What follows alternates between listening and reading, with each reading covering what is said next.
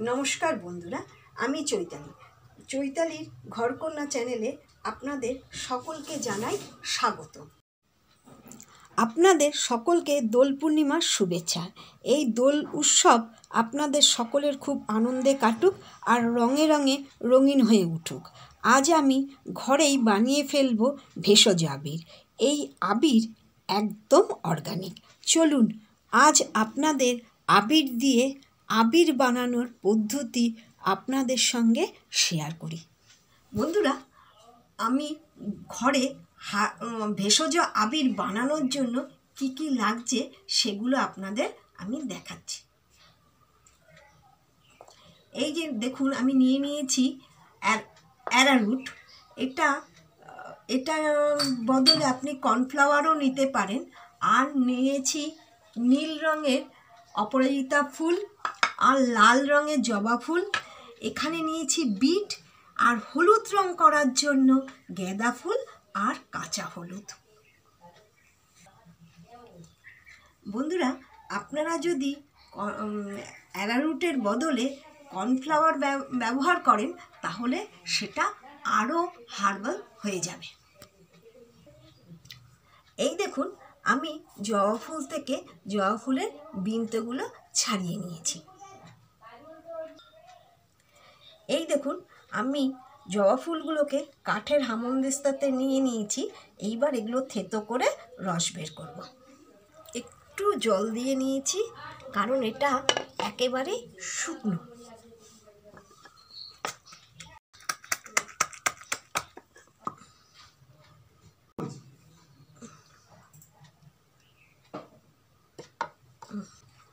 এই দেখুন, আমার এটা থেতো হয়ে গেছে, কি সুন্দর লাল রং হয়েছে।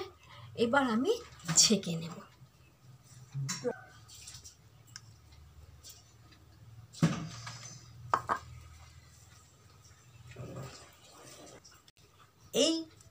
এইটা আমি জবা ফুলটাকে থেতো করে নিয়েছি। যদি আপনারা সেদ্ধ করে নেন তাহলে আরও টকটকে লাল হবে।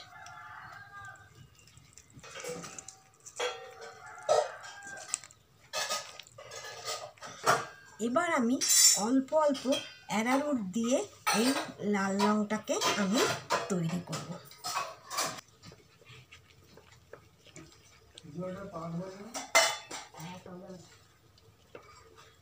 এইভাবে আমাদের ঘনত্বটা থাকবে। আবার আমি এটা রোদে দেব। এইবার দেখুন, আমি নীল অপরাজিতা নিয়ে নিয়েছি। এটা আমি মিক্সিতে পেস্ট করে নেব।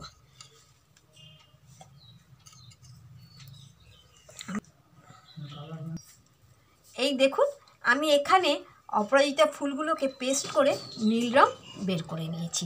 কি সুন্দর নীল রং তৈরি হয়েছে। একটু জল আমি এর মধ্যে দিয়ে দিলাম মাখার জন্য।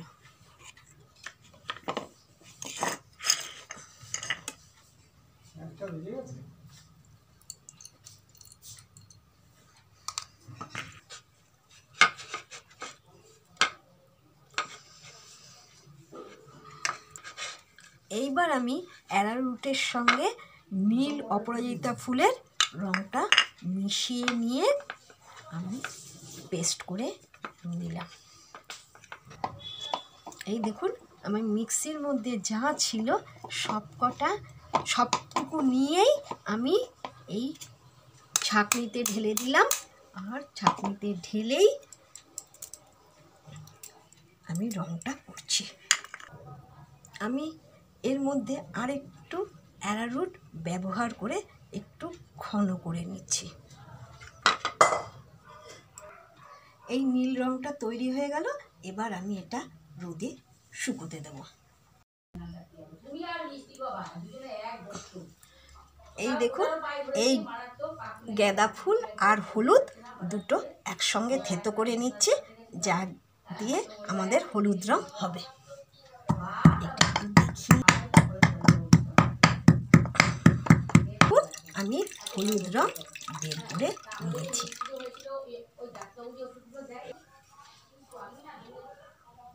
এইবার আমি অ্যারারুটে মেখে নেব।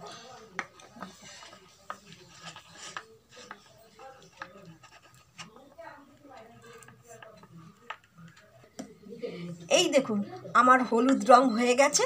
ভালোভাবে মেখে আমি একটা সুন্দর হলুদ কালার তৈরি করে ফেলেছি। এবার রোদে দিয়ে আসছি। এইবার দেখুন আমি বিটটাকে কুচি কুচি করে কেটে নিয়েছি। মিক্সিতে দিয়ে এটাকে আমি সুন্দর পেস্ট করে নেব। এই দেখুন আমি একটু সামান্য জল দিলাম যাতে ভালোভাবে পেস্ট করা যায়। এই দেখুন আমি বিটটাকে বেটে নিয়েছি, এই পেস্ট হয়ে গেছে।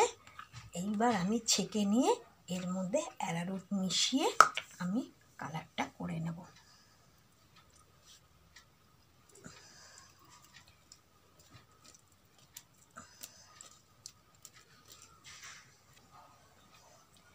এই দেখুন আমি কর্নফ্লাওয়ার আর বিটের রস দিয়ে করে ফেলেছি আর একটা সুন্দর কালার। এটি লাল হবে না। এটা আমি এখন রোদে শুকোতে দেব।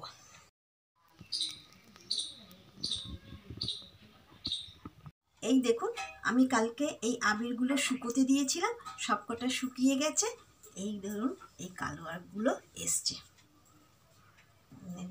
এবার আমি এগুলোকে গুঁড়ো করে নেব। নিয়ে আমরা একটু সেন্ট মেশাবো বা কর্পূর মিশিয়ে দেব, তাহলে গন্ধটা সুন্দর হবে।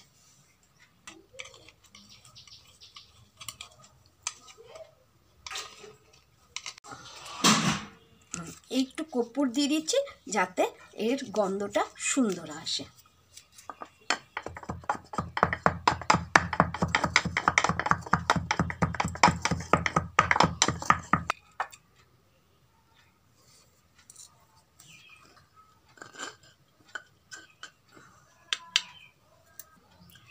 দেখুন আমাদের হলুদ আবির তৈরি হয়ে গেছে।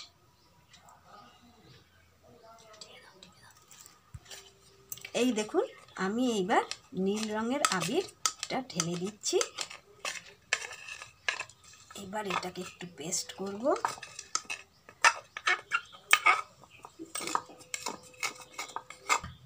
এইবার আমি নীল রঙটা গুঁড়ো করছি। দেখুন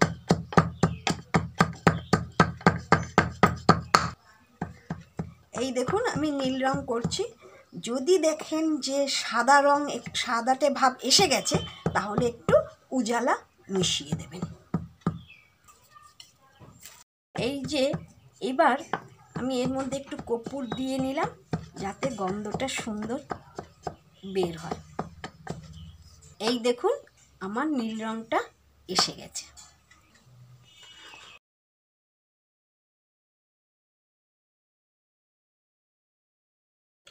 দেখুন এটা কিন্তু পুরোপুরি টকটকে লাল আসেনি, এটা স্থলপদ্মের কালার এসছে। আমি এর মধ্যে একটু কর্পূর দিয়ে নিয়েছি।